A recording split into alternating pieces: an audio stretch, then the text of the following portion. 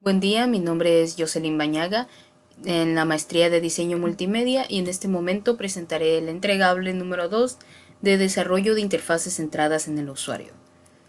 Aquí abordaremos dos temas que son de suma importancia en la actividad, los cuales son el desarrollo de una interfaz centrada en el usuario y la determinación del concepto, función y elementos de usabilidad y accesibilidad.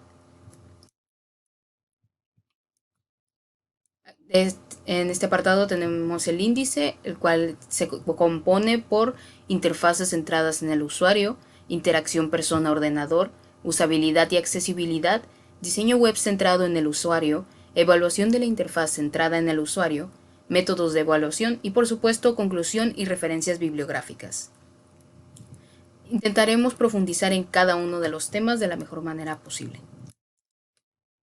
Número 1. Interfaces centradas en el usuario. Veamos primero su definición, ya que es importante entender de dónde viene esta palabra. El diseño centrado en el usuario se define por la Usability Professionals Association como un proceso enfocado en las personas que harán uso del producto, ya sea algo físico o intangible como una página web. Originalmente la importancia yacía en el diseño industrial y militar de los años 50. En ese entonces los investigadores se habían convencido de que el proceso de adaptación del ser humano requería una profunda investigación. Lo que quiere decir que era importante que todas las herramientas o trabajos que ahora se iban a realizar pudiesen ser hechos por todas las personas. Y por supuesto, todas estas herramientas pudiesen ser usadas por estas mismas personas. En 1995 se publicó Designing for People, el cual popularizó la idea de que un producto debía ser para todas las personas. Se mantuvo centrado en el usuario y el cómo este mismo utilizaba un producto. Aquí tenemos las etapas del diseño centrado en el usuario, las cuales serían información sobre el contexto del usuario, entender las necesidades y requisitos, diseñar soluciones y evaluar resultados. Primeramente, la información sobre el contexto del usuario se debe de comprender el contexto del usuario, el público al que va dirigido, por lo que se debe de realizar una investigación para entenderlo. Entender las necesidades y requisitos. Todos los usuarios tienen demandas y necesidades, por lo que es importante profundizar en cuáles son estas y de qué forma se volverán algo crucial. Diseñar soluciones. Después de haber entendido las necesidades y las demandas, hay que solucionar los problemas del usuario. Nos tenemos que poner creativos con los problemas que se han planteado. Evaluar los resultados. Se tiene que evaluar cada idea al finalizarse el desarrollo para saber si es exitoso el diseño o se debe de cambiar algo en particular. Interacción persona-ordenador. ¿Cuál es el proceso de la interacción? El ordenador es una de las mayores invenciones del siglo XX, que ha facilitado y creado nuevos trabajos y conceptos de diseño. La humanidad ha tenido que aprender a adaptarse con esta nueva tecnología, siendo ahora imposible imaginarnos sin ella.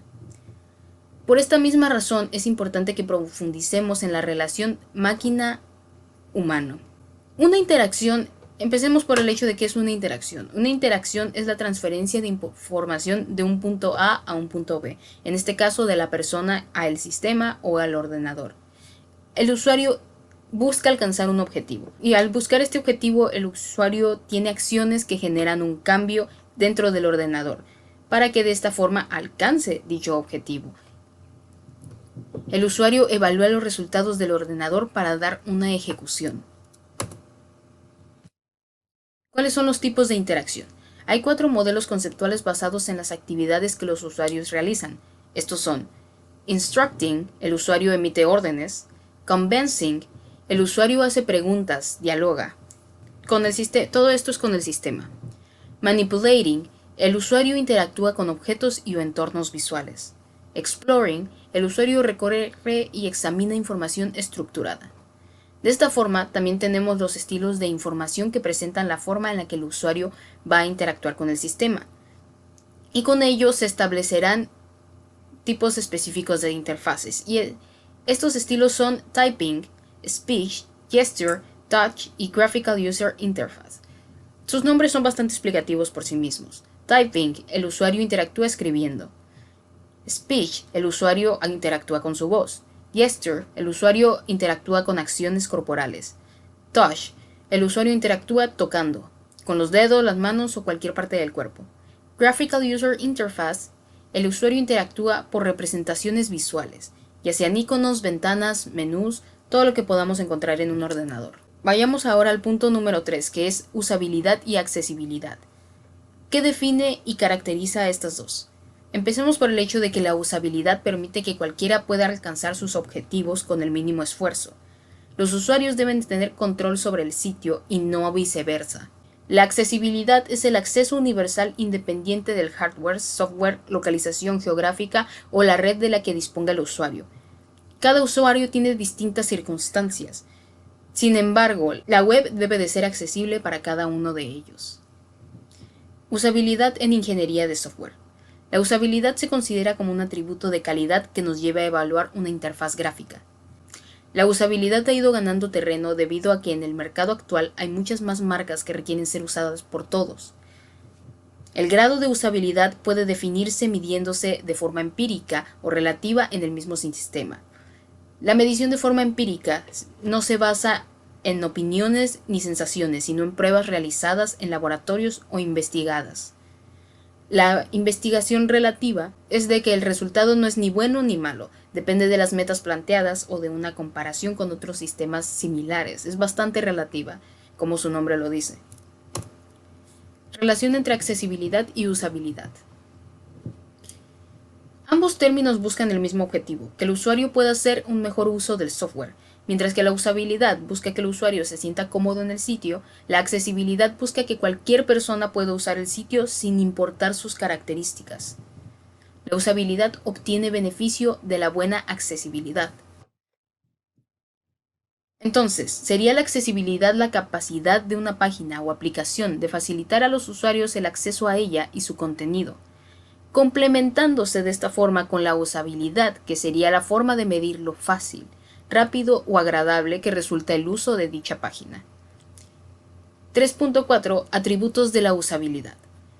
La usabilidad debe de componerse por dos atributos principales, los cuales son los atributos cuantificables de forma objetiva, ya sea que es la eficacia o número de errores cometidos por el usuario en la realización de una tarea, el tiempo y la eficiencia de consecución de la tarea. Los atributos cuantificables de forma subjetiva. Estos son la satisfacción de uso, medible por medio de la interrogación al usuario, relación con la usabilidad percibida. Aquí es donde le preguntamos al usuario si está conforme con el servicio recibido en la página. 3.5. Arquitectura de la información. La arquitectura de la información, o AI, se define como el arte y la ciencia de organizar espacios de información, con el fin de ayudar a los usuarios a satisfacer sus necesidades. Organizar requiere clasificación, estructuración y rotulado de contenidos. Entre estos aspectos, los más comunes serían la recuperación de la información, o lo que se denomina findability, cuyo objetivo es la facilitación de la información para el usuario. El diseño a nivel conceptual. Dentro del desarrollo se ubican las fases del diseño conceptual. Son diferentes a las fases del diseño visual por técnicas de ingeniería de la usabilidad, diseño de interfaces y diseño de información.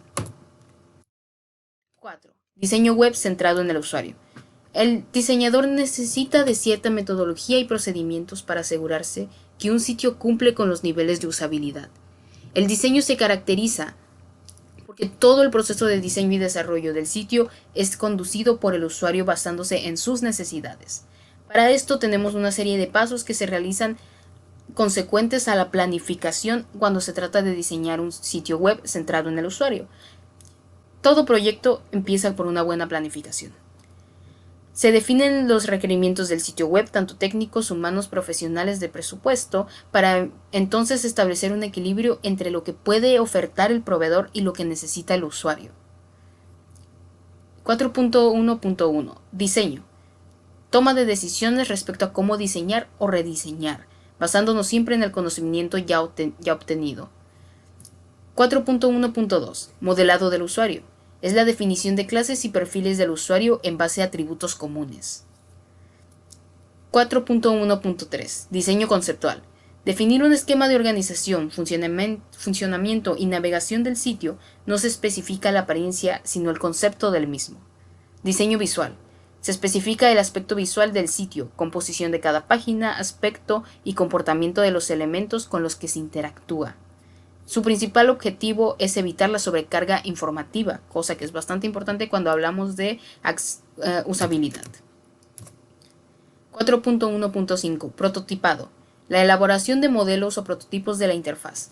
No significa que es como se verá el sitio web al final, pero ayuda a evaluar su usabilidad. 5. Evaluación de la interfaz centrada en el usuario. Clasificación de los métodos de evaluación. Existe una gran cantidad de métodos de evaluación, cada uno de ellos utilizando en distintos medios y técnicas. La elección de un método va más allá de la respuesta que se quiere conocer. Depende de muchos factores que se resumen en cuánto cuesta y qué obtendremos utilizando este método. Plan de evaluación. La evaluación debe de iniciar lo más pronto posible. Mientras que más se tarden en implementar dichas evaluaciones, más difícil será generar cambios. Todas las evaluaciones deben de tener un responsable que cumpla con las siguientes responsabilidades: moderar las sesiones, reclutar usuarios, reservar el lugar de la evaluación, dirigir tareas a evaluar, tener los recursos necesarios para la evaluación, prototipos, dispositivos, lo que sea, tener claras las tareas y las técnicas de evaluación que se utilizarán. Esta evaluación deberá encajar según la planificación y el presupuesto que tengamos. Métodos de evaluación. Los métodos son procedimientos sistemáticos que nos permiten guardar datos relacionados con la interacción del usuario final y un sistema.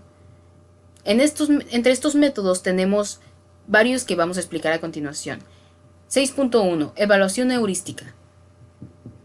Analiza la conformidad de una interfaz mediante la inspección de varios evaluadores expertos. Puede ser aplicada durante todo el proceso de desarrollo. Cada etapa puede hacer uso de este método. 6.2. Recorrido pluralista. Se reúnen a desarrolladores, expertos y usuarios haciendo que se trabaje sobre prototipos ejecutando ciertas tareas mientras se anota cada paso de la interacción. Finalmente, se debaten los problemas y se combinan las tres visiones, que serían las del desarrollador, el experto y el usuario. Caminata cognitiva. Evalúa el rápido aprendizaje del sistema. Partiendo de una interfaz detallada, un escenario y una tarea, se pide a los usuarios que interactúen con el sistema. Cada avance del usuario se anotará, las sesiones se grabarán en video para ser analizadas y cubrir fallos. Inspección de estándares. El experto realiza una inspección minuciosa a la interfaz para asegurarse de que cumpla con todos los puntos definidos en el estándar. Estudio de campo. Está concentrado en los aspectos tangibles del entorno en el que se ejecuta la aplicación. Se eligen perfiles de usuarios reales, se realizan entrevistas y se hacen sesiones de observación directa del entorno de trabajo. Se hace un registro de fotos, archivos, video, etc. Entrevistas. Como su nombre lo dice, consta de una serie de preguntas y tópicos que el usuario responderá. El revisor adaptará la entrevista para obtener el máximo beneficio de cada sesión. Y también es importante que se graben normalmente estas entrevistas. 6.7. Examen retrospectivo.